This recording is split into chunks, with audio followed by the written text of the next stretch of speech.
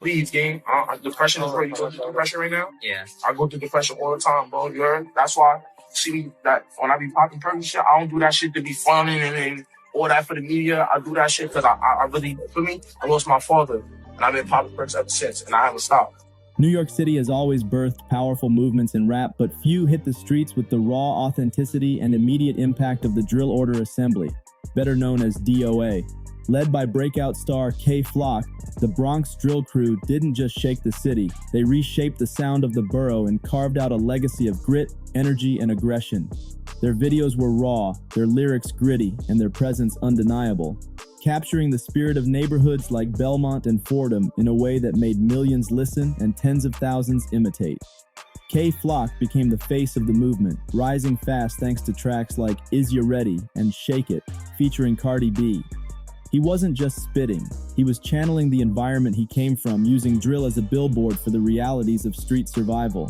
Dougie B, B-Lovey, Set Da Trend, and Nas EBK played crucial roles, bringing their energy to the sound and offering the crew's own signature to the borough's brutal style. Oh my dads, nigga. Niggas is light-skinned, bitch-made-ass niggas, nigga. Fuck is you talking about, nigga? And then Set Da Trend allegedly smashed up C Blue's whip.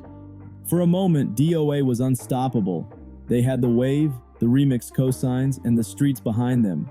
But lurking beneath the success was a darker truth. The same energy that fueled their music also fed their downfall.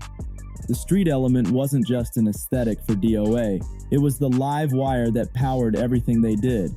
And as fame grew, so did old conflicts, deeper beefs, and the eyes of the law. The Bronx had always been rugged, but DOA was living in real time what older artists warned about. When the fame hits too fast, the streets come back even faster. Videos featuring real ops and taunts didn't go unnoticed. Detectives and prosecutors began following Instagram pages. Song lyrics were being analyzed. Maps and locations in videos became exhibits. And when the case blew open in December 2021... Look, my room is still basically empty. I don't really have that many things up. I gotta get a dresser and shit for there. K Flock found himself at the center of the biggest legal storm Bronx drill had ever seen. The charge, murder. The victim, alleged rival Oscar Hernandez, also known as Oscar O, a killing that would change everything for DOA. From that moment, the crew was never the same. Brooklyn drill was evolving. Queens drill was rising. But the Bronx drill scene, once the most violent and hyped in the city, was now under the microscope. The movement K Flock helped build was collapsing from the inside. Rappers went quiet, music slowed. Fan blogs shifted their energy to other names. DOA, once the beating heart of Bronx drill, entered a dark spiral, and the downfall had only just begun. Breathe, he out the cave and all that. Big Sue, breathe, man. Where I said that? Oh, there you go. Big Sue, breathe and all that, man. The incident occurred on December 16, 2021, outside a barbershop on Amsterdam Avenue in Manhattan.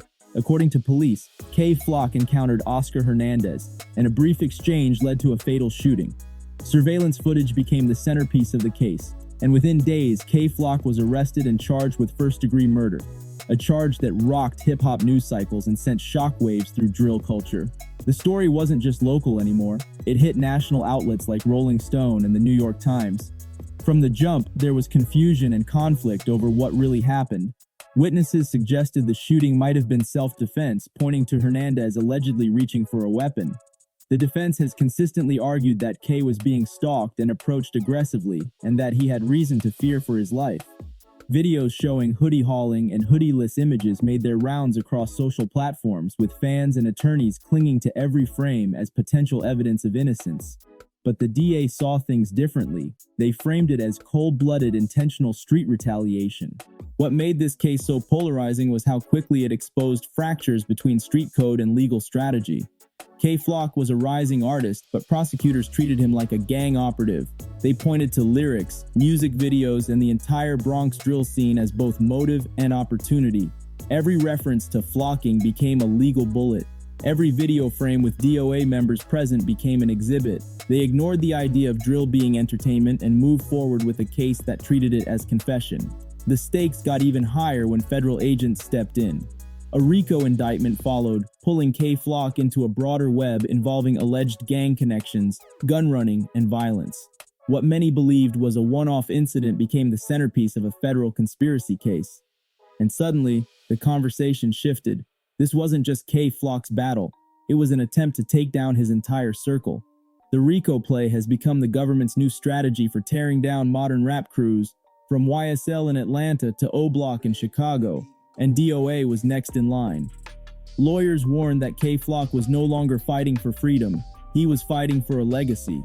Because even if he beat the murder case, a federal conviction could keep him locked up for decades.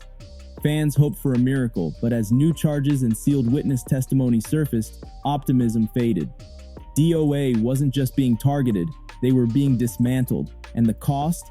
Everything they had built in the name of drill. When the RICO case began unfolding, the Bronx rap streets went silent in shock. But what made things even crazier was what came next: the snitches. Court documents revealed confidential informants who had been cooperating with federal agents for months, even years. Some were reportedly former DOA affiliates, others were connected to OPP camps, but the most explosive part? One informant claimed to be directly involved in handling weapons and communications. Suddenly, everyone became a suspect. Fans speculated online about who flipped. Rumors spread about rats in the crew. Screenshots of paperwork, screenshots of phone calls, and out-of-context whispers went viral on Reddit and drill pages. The situation spiraled. It wasn't just about K Flock versus the state anymore. It was K Flock versus his own ecosystem. The same people who once screamed his lyrics were now testifying against him in exchange for deals. Nas EBK, once an affiliate and collaborator, became tangled in separate legal drama. His arrest for a stabbing in Times Square pushed him even further from Drill's public eye, and fans began speculating he might distance himself from DOA entirely. Dougie B locked in on making music, but was also arrested during a school shooting scare, leaving the movement without its most charismatic live performer. The decline was public and rapid. Witnesses were labeled government tools. Insta-reels leaked supposed statements. FBI paperwork started getting shared in group chats like mixtapes. The drill community, once united by raw truth and shared survival, became obsessed with paperwork paranoia. The phrase "snitching is the new weapon" became a slogan for how fans viewed the legal crisis, and DOA became the prime example of how quickly friends become fodder in the courtroom. Even deeper, there were rumors of internal beef. Some claimed snitching happened because DOA leaders were no longer keeping people fed. Others blamed egos, money disputes, or old grudges. None of this was confirmed in court, but the whispers were enough to kill morale in the camp. People stopped showing up in videos, studios went quiet, members went solo. DOA wasn't just fighting the feds, they were fighting each other. Ultimately, it became clear that the downfall of DOA wasn't just about one murder or one case.